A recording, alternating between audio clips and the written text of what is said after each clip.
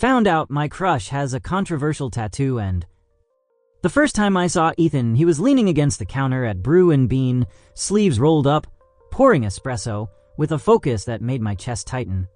It was a Thursday morning, the kind where the world feels sluggish but hopeful, and I'd wandered in for my usual latte. He had this quiet energy, dark hair falling into his eyes, a half smile that felt like it was just for me when he handed me my cup extra foam. Right? He'd said, voice low and warm. I'd nodded, too flustered to say much, and left with my coffee and a crush that hit me like a freight train. Over the next few weeks, I became a regular. Not just for the caffeine, but for him. We'd chat about nothing and everything. The weather, the best playlists for rainy days. How he'd once burned a batch of scones, so bad the fire alarm went off. He was funny, sharp, the kind of guy who made you feel seen without trying too hard. I'd linger at the counter, stealing glances at the way his hands moved, imagining what it'd be like to hold them.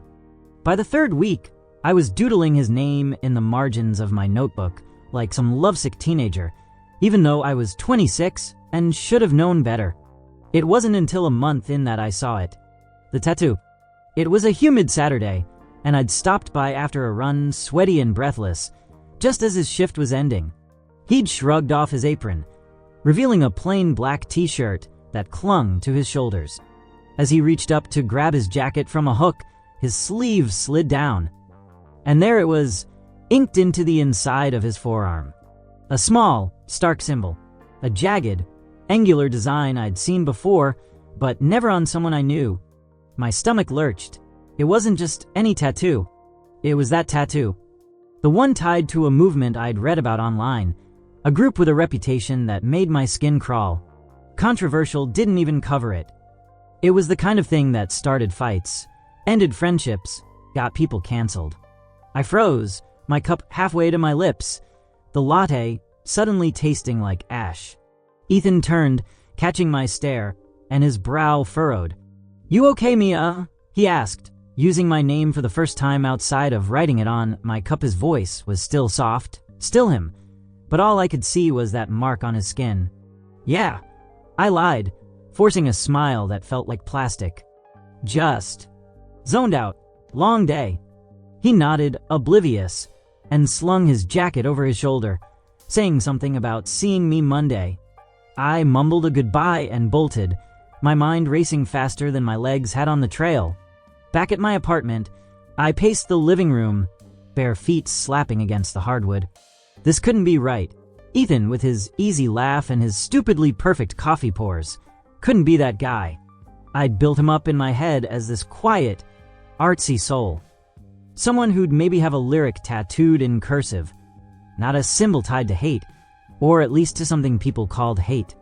I grabbed my phone and typed the design into a search bar, hands trembling as I scrolled through articles, forums, blurry photos. There it was, over and over, linked to a fringe group, ideology that clashed with everything I thought I stood for. My chest tightened. Was this who he was? Had I been crushing on a lie? I didn't sleep that night. I kept seeing his arm, the ink etched into his skin like a confession I hadn't asked for. Part of me wanted to march back to the shop and demand answers, but the other part, the louder part, was terrified of what he'd say. What if he doubled down? What if he laughed it off like it was nothing? What if I'd been wrong about him all along? By Monday, I'd decided to play it cool. I'd go in, order my latte, and watch him. Maybe I'd misread it. Maybe it was just a coincidence. A random design he'd picked off a wall at some tattoo parlor years ago. I walked into Brew Bean with my heart in my throat, the bell above the door jingling like a warning. Ethan was there, same spot, same half smile. "Hey, stranger," he said, already reaching for a cup. "Missed you yesterday." I swallowed hard, forcing my voice to stay steady.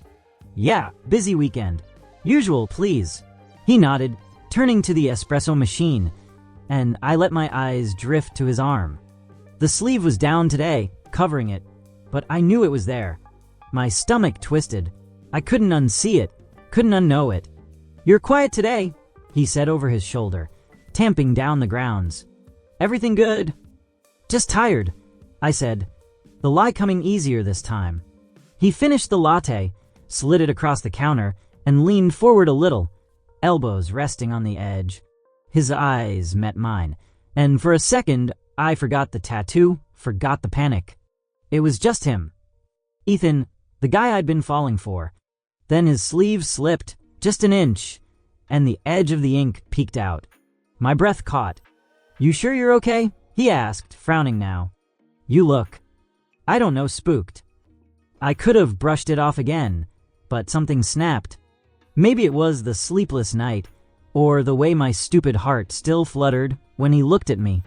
What's that tattoo mean? I blurted, nodding at his arm. He blinked, caught off guard, then glanced down like he'd forgotten it was there. This. He pulled the sleeve up, fully exposing it, and I braced myself. It's just something I got a while back. Why? It looks familiar, I said, my voice tight. Like something I've seen online. His frown deepened, but he didn't flinch, didn't pull away. Online? What? Like some conspiracy rabbit hole. He laughed, short and dry, but I didn't join him. His expression shifted, softening. Mia, it's not what you think. I promise. Then what is it? I pressed, crossing my arms to hide how my hands shook. Because it looks like. You know what it looks like. He straightened, running a hand through his hair, and for the first time, he seemed nervous. Okay, look. It's not that. It's personal, not political. Can we talk about this somewhere else? Not here. I hesitated. Every rational part of me screamed to walk away, to cut this off before it got messy, eh? But my feet wouldn't move. Fine, I said finally. When? After my shift. 6. Meet me out back. His eyes searched mine, pleading, and against my better judgment, I nodded. The rest of the day was torture.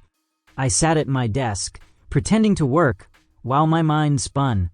What if he was lying? What if this personal story was just a cover? But then I'd picture his face. The way he'd said my name, the flicker of worry in his eyes. And I'd second-guess everything all over again. By 6, I was a wreck, pacing the alley behind the shop, the air thick, with the smell of coffee grounds and damp brick.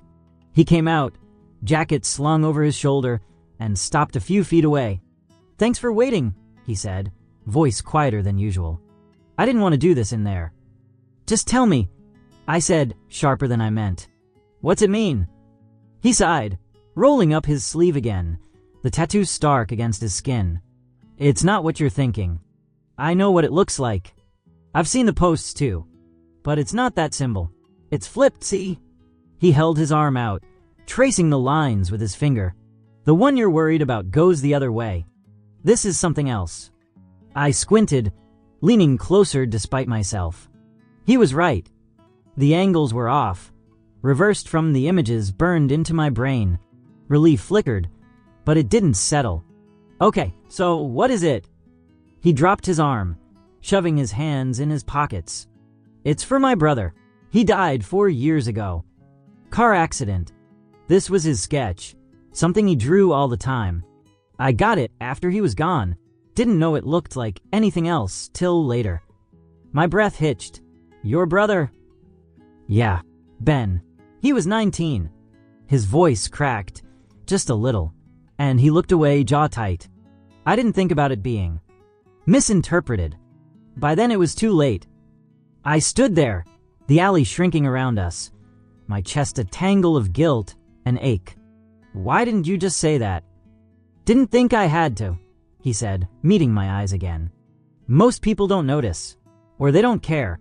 You're the first one who's asked. I'm sorry, I whispered, the words spilling out. About your brother, and for assuming. He shrugged, but it was heavy, not casual. You didn't know. I get it. It's not exactly subtle. We stood in silence, the hum of traffic filtering through the dusk. I wanted to say more, to fix it, but my tongue felt thick. Finally, he spoke. You still want that latte tomorrow, or did I scare you off?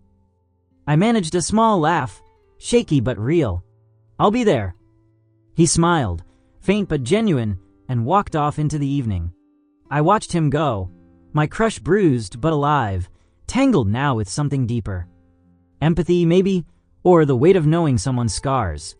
The next morning, I went back. He made my latte extra foam, and we talked like nothing had happened.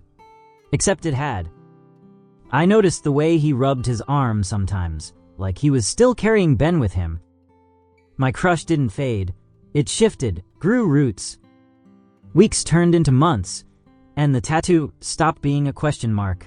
It was just Ethan. Flawed, human, mine in a way I hadn't expected.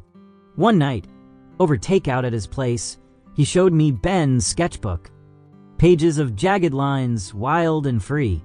"He'd like you," Ethan said, voice soft. "You've got his kind of fire." I smiled, leaning into him. The tattoo pressed between us like a bridge, not a wall.